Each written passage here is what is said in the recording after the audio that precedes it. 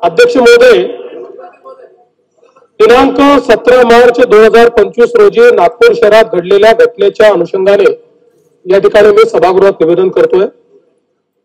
काल दिनांक 17 मार्च 2025 रोजी सकाळी 11:30 वाजता नागपुरातील महाल परिसरात विश्व हिंदू परिषद व बजरंग दलाच्या कार्यकर्त्यांनी औरंगजेबाची कबर हटाव असे नारे देत आंदोलन केले।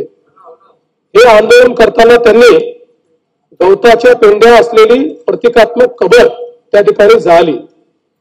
यानंतर गणेशपेठ पोलिसांनी आंदोलकांवर अपराध क्रमांक 114/2025 नुसार भारतीय न्याय संहिता 299, 37(1) व 3 सह 135 महाराष्ट्र पोलीस कायदा अन्वये गुन्हा दाखल केला। दुपारी 3:09 हा गुन्हा दाखल झाला। यानंतर सायंकाळी एक अफवा अशी पसरवली गेली की सकाळच्या आंदोलनात जी प्रतिकात्मक कबर जाळली त्याच्या कापडावर धार्मिक मजकूर होता। अत्तर रोड मधील नमाज आटोपून 200 ते 250 चा जमाव हा त्या ठिकाणी तयार झाला आणि नारे देऊ लागला। याच लोकांनी आग लावून टाकू असे हिंसक बोलणे प्रारंभ केल्याने पोलिसांनी त्या ठिकाणी बळाचा वापर केला। यापूर्वी बजरंग दलाच्या कार्यकर्त्यांविरुद्ध तक्रार द्यायची आहे अशी मागणी करण्यात आल्याने त्यांना गणेशपेठ पोलीस ठाण्यामध्ये आमंत्रित करण्यात आले। त्यांची तक्रार ऐकून घेण्यात आली। एकीकडे पोलिसांची कारवाई सुरू असताना दुसरीकडे हंसापुरी भागामध्ये 200 ते 300 लोक हातात काठ्या घेऊन दगडफेक करू लागले। त्यांच्या तोंडावर फडके बांधले होते। या घटनेत 12 दुचाकींचे नुकसान झाले आहे। या घटनेमध्ये काही लोकांवर घातक शस्त्राने हल्ला करण्यात आलेला आहे। तिसरी घटना भालदारपुरा भागात सायंकाळी 7:30 वाजता झाली। 80 ते 100 लोकांचा जमाव तिथे होता। तिथे त्यांनी पोलिसांवर हल्ला केला, त्यामुळे अश्रुधूर व सौम्य बळाचा वापर करावा लागला। या घटनेत एक क्रेन, 2 जेसीबी व काही 4 चाकी वाहने ही जाळण्यात आली। या संपूर्ण घटनेमध्ये 33 पोलीस जखमी झाले आहेत, ज्यामध्ये 3 उपायुक्त दर्जाचे पोलीस आहेत। त्यातल्या एका पोलीस उपायुक्तावर कुऱ्हाडीने त्या ठिकाणी हल्ला करण्यात आलेला आहे। एकूण 5 नागरिक जखमी झालेले आहेत। तिघांना उपचार करून सोडले, 2 रुग्णालयात आहेत, यातला एक आयसीयूत आहे। एकूण 3 गुन्हे गणेशपेठ पोलीस ठाण्यात दाखल झाले आहेत। तहसील पोलीस ठाण्यात 2 गुन्हे दाखल करण्याची प्रक्रिया सुरू आहे। असे एकूण 5 गुन्हे आहेत। 11 पोलीस ठाण्याच्या हद्दीत संचारबंदी लागू करण्यात आलेली आहे। एंट्री पॉइंटवर नाकाबंदी या तहसील कोतवाली, गणेशपेठ, पाचपावली, लकडगंज, शांतीनगर, सक्करदरा, नंदनवन, इमामबाड़ा, यशोधरा नगर, कपिल नगर या ठाण्यांचा समावेश आहे। SRPFच्या 5 तुकड्या या ठिकाणी तैनात करण्यात आलेल्या आहेत। राज्याच्या पोलीस महासंचालकांनी सर्व CP, SP यांची VC घेऊन राज्यभर कायदा आणि सुव्यवस्था राखण्याचे निर्देश दिलेले आहेत। अध्यक्ष महोदय, एकूणच याच्यामध्ये जर आपण बघितलं तर सकाळची घटना घडल्यानंतर मध्यंतरीच्या काळामध्ये पूर्णपणे शांतता होती, पण त्यानंतर मात्र संध्याकाळी काही लोकांनी जाणीवपूर्वक अशा प्रकारचा हल्ला केल्याचं या ठिकाणी लक्षात येतं। याचं कारण जवळपास एक ट्रॉली भरून त्या ठिकाणी दगड मिळालेली आहे आणि काही लोकांनी जमा करून ठेवलेले दगड, वरती जमा करून ठेवलेले दगड हे आपल्याला पाहायला मिळाले। शस्त्र देखील मोठ्या प्रमाणात त्या ठिकाणी होते, ते शस्त्र जप्त करण्यात आलेली आहेत। वाहनाची जाळपोळ त्या ठिकाणी झालेली आहे आणि काही ठराविक घरांना, काही ठराविक आस्थापनांना त्या ठिकाणी लक्ष करण्यात आलेलं आहे।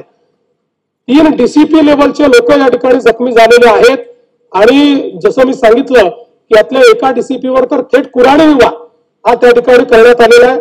त्यामुळे निश्चितपणे याच्यामध्ये काही ना काही एक प्रकारे काही लोकांचा सुनियोजित पॅटर्न हा देखील त्या ठिकाणी दिसतो आहे। अशा लोकांना त्या ठिकाणी त्यांच्यावर कारवाई केलीच जाईल। कुठल्याही परिस्थितीमध्ये कायदा आणि सुव्यवस्था हाती घेण्याची कोणालाही परवानगी या ठिकाणी देण्यात येणार नाही। आणि मी एक गोष्ट स्पष्टपणे सांगतो, पोलिसांवर ज्यांनी हल्ला केला असेल त्यांना काय झालं तरी सोडलं जाणार नाही। पोलिसांवरचा हल्ला सहन केला जाणार नाही। पोलीस शांतता प्रस्थापित करत होते, अशा वेळी पोलिसांवर केलेला हल्ला अतिशय चुकीचा आहे। अध्यक्ष महोदय, खरं म्हणजे महाराष्ट्रामध्ये कायदा आणि सुव्यवस्था राखणं, शांतता राखणं आपल्या सगळ्यांची जबाबदारी आहे। मी नागपुरातली जनता असेल, महाराष्ट्रातली जनता असेल, या सर्व जनतेला ही विनंती करू इच्छितो की सर्व समाजांचे धार्मिक सण हे या कालावधीमध्ये चाललेले आहेत. अशा या सगळ्या परिस्थितीमध्ये सगळ्यांनी संयम ठेवला पाहिजे. कोणीही संयम सोडू नये.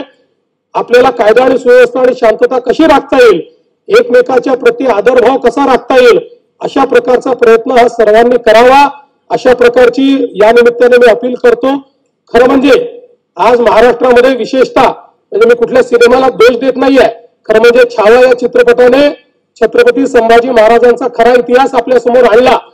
पण त्यानंतर राज्यामध्ये लोकांच्या भावना देखील खूप मोठ्या प्रमाणात त्या ठिकाणी एक प्रकारे प्रज्वलित झालेल्या आहेत.